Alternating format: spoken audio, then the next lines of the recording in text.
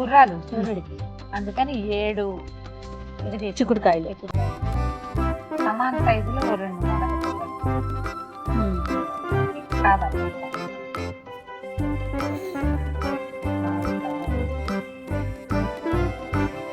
రథం కోసం అంటే 5 పూచిక పుల్లలు తోటి కూడా చేసుకోవచ్చు. అవి ఈవెన్ సైజులో కూడా ఉంటాయి.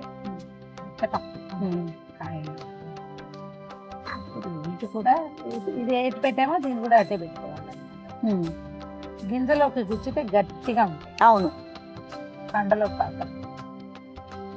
ఇది రథం అంటే రథం షేప్ లో ఏం చెయ్యం. శాస్త్రానికి ఈ చిక్కుడుకాయల రథాన్ని చేస్తాం.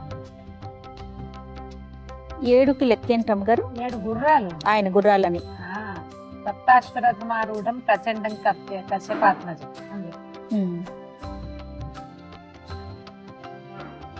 ఇలా దీని మీద నుంచి ఇట్లా 2 పుల్లలు వచ్చి ఇలా నిల్చుంటుంది. రథం లాగానే మించుగా అదే షేప్ లో వస్తుంది. మనం ఉంచోవడం కోసమే, ఊరికే శాస్త్రానికి చేసేది కానీ అంతకంటే పెద్ద విశేషమైన వ్యవహారమే ఉండదు ఇందులో. కాయ గట్టిగా ఉంటే ఈజీగా దిగిపోతుంది. లేకపోతే కొంచెం సగం పుల్లలు కొంచెం సరిగ్గా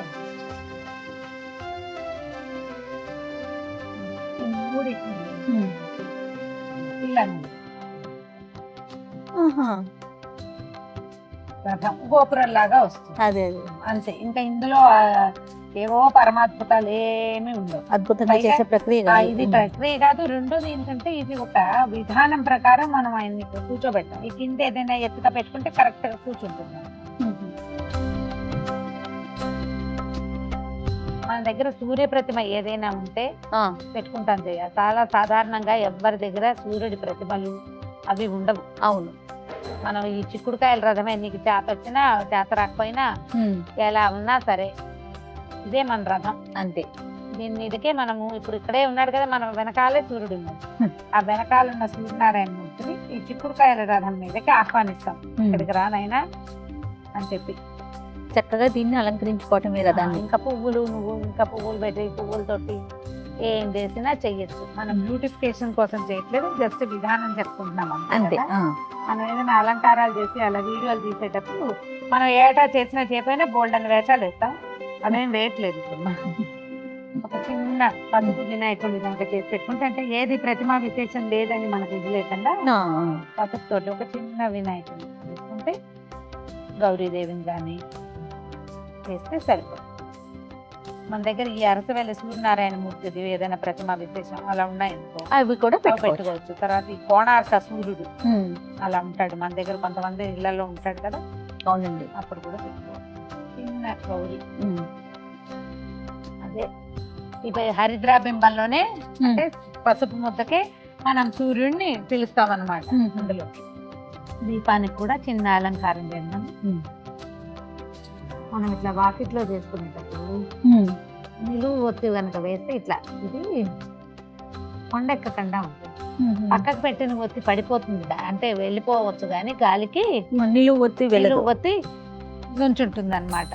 ఎంత గాలి వస్తుందో చూడు. ఆదిత్య హృదయం కానీ, నవారి స్తోత్రం కానీ, సూర్యమండల స్తోత్రం కానీ ఏది చదువుకుంటే అది చదువుకోవటం. ఓకే, ఆగట్లేదయ్యా. ఏదో దీపారాధన ఒక సూర్యుడికి కొన్ని పుష్పాలు.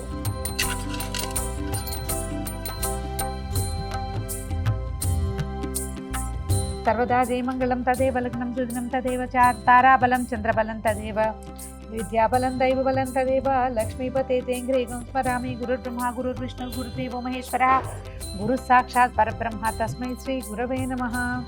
లాభస్తేషాం జయస్తేషాం కుతస్తేషాం పరాభవః ఏషాం ఇందీవరస్యామో హృదయస్థో జనార్దనః. సర్వమంగళమాంగళ్యే శివే సర్వార్థసాధికే శరణ్యే త్రయంబకే గౌరీ నారాయణి నమోస్తుతే. శ్రీలక్ష్మీ నారాయణాభ్యాం నమః ఉమామహేశ్వరాభ్యాం నమః. సప్తమ్యాం రథసప్తమి నామ పుణ్యతిథౌ భృగువాసరే శుభనక్షత్రే శుభయోగే శుభకరణ ఏవం గుణ విశేషణ విశిష్టాయాం అస్మాకం సహకుటుంబానాం క్షేమస్థైర్య ధైర్య విజయాభయారోగ్య ఐశ్వర్యాభివృద్ధ్యర్థం ధర్మార్థకామ మోక్ష చతుర్విధ ఫలపురుషార్థ సిద్ధ్యర్థం శ్రీ సూర్యనారాయణ దేవతాముద్దిశ్య శ్రీ సూర్యనారాయణ దేవతా ప్రీత్యర్థం రథసప్తమి పూజాంగ అహం కరిష్యే.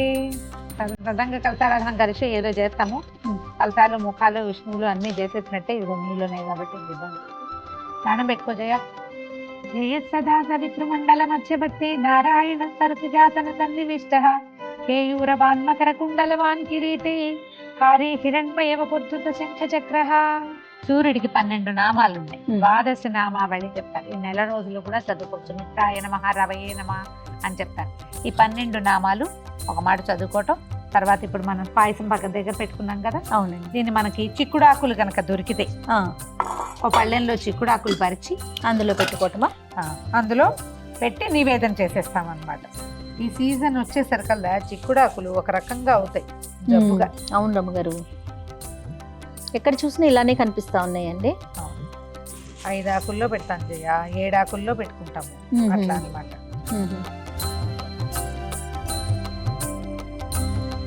మిత్రాయ నమః. ఈ నామాలు చదువుకుంటే మంచిది జయ.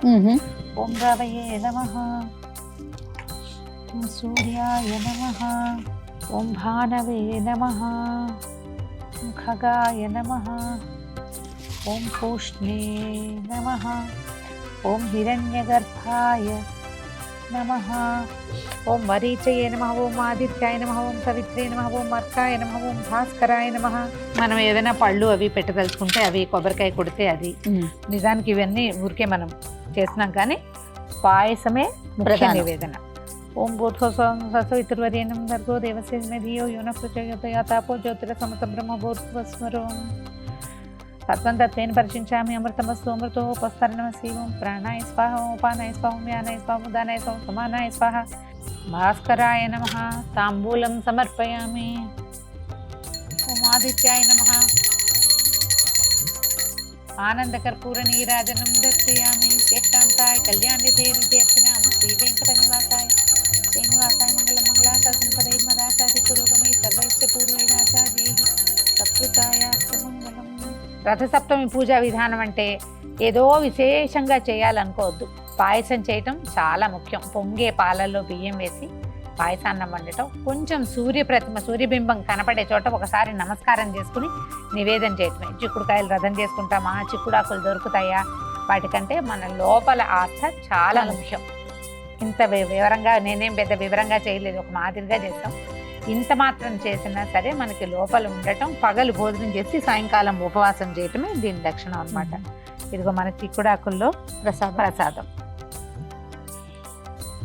తింటూడు.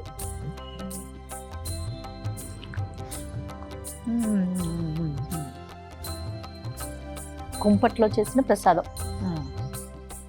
ఈ మాఘమాసం అంతా ఏమీ చేయలేకపోయినా స్నానం చేసి సూర్యుడికి దండం పెట్టుకోండి. అలాగే నమ్మకం.